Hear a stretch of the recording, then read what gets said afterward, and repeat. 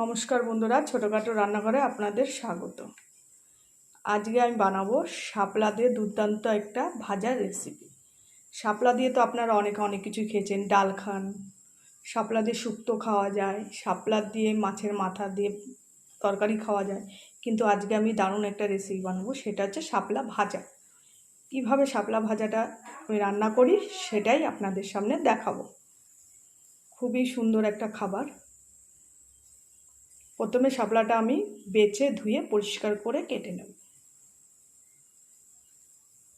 বন্ধুরা, এদিকে শাপলা আমি কেটে ধুয়ে পরিষ্কার করে নিয়েছি ভাজার জন্য।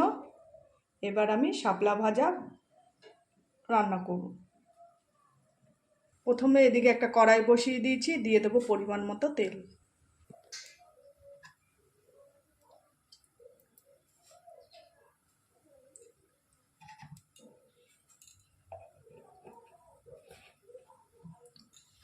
তেলটা ভালো মতো গরম হয়ে গেলে দিয়ে দেবো কালো জিরে আর শুকনো লঙ্কা।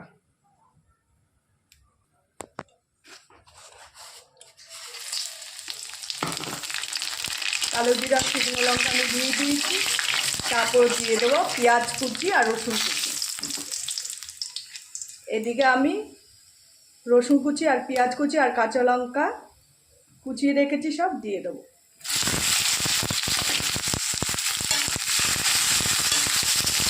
হালকা করে ভেজে নেব।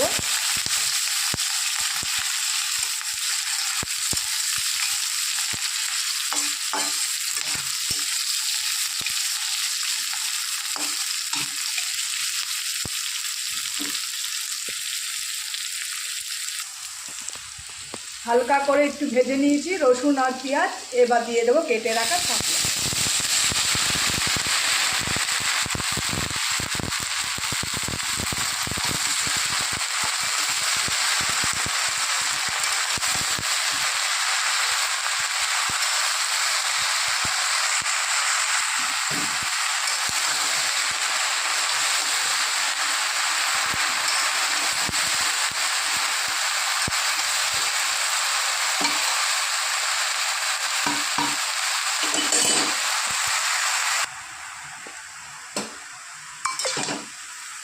শাপলাটা কিছুক্ষণ ভেজে নেওয়ার পর তারপর দিয়ে দেবো হলুদ আর লবণ পরিমাণ মতো।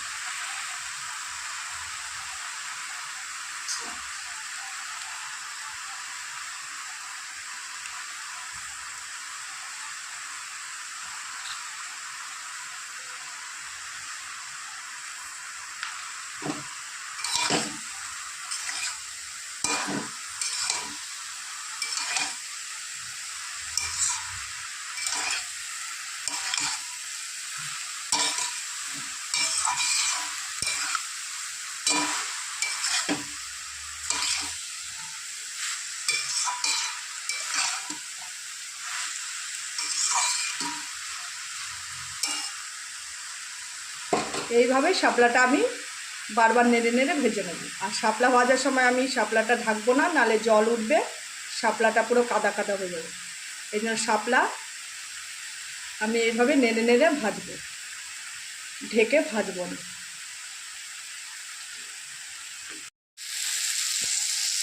দেখুন বন্ধুরা, আবার একটুখানি আমি শাপলাটা ভালো করে নাড়িয়ে দিই। আর অনেকে শাপলা ভাজলে জল ওঠে, কিন্তু এটাই কোনো জল উঠেনি। দেখুন, শাপলা সবসময় ধুয়ে পরিষ্কার করে মিনিমাম 10-15 মিনিট জলটা ঝুড়িতে ঝরাতে দিতে হয়, তাহলে আর জল ওঠে না। অনেকে শাপলায় জল উঠে যে শাপলাটা কাদা কাদা হয়ে যায়, সেই শাপলাটা জল উঠে কাদা কাদা হয় না। দেখুন কত সুন্দর শাপলা ভাজাটা হচ্ছে। আমরা তো অনেকে ডাল দিয়ে খাই, মাছের মাথা দিয়ে খাই। একবার এরকম ভেজে খাবেন, খুবই ভালো লাগবে গরম ভাতের সাথে।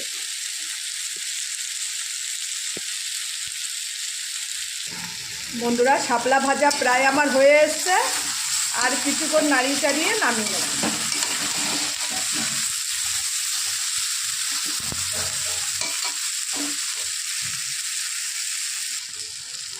এবার বন্ধুরা, নামানোর আগে দিয়ে দেবো স্বাদের জন্য একটু চিনি।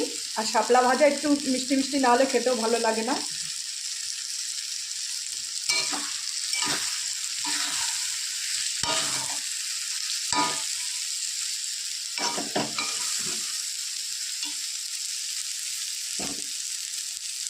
এবার কুচনো ধনেপাতা দিয়ে নামিয়ে নেব।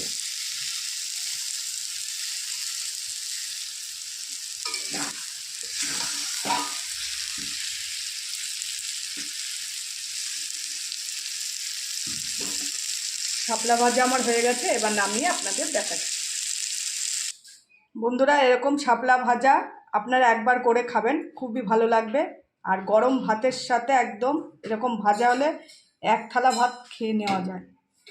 আর যদি রেসিপিটা ভালো লেগে থাকে একটা লাইক কমেন্ট শেয়ার করবেন, আর অতি অবশ্যই একবার এরকম রান্না করে খাবেন, খেয়ে কমেন্টে জানাবেন আপনাদের কীরকম লাগলো।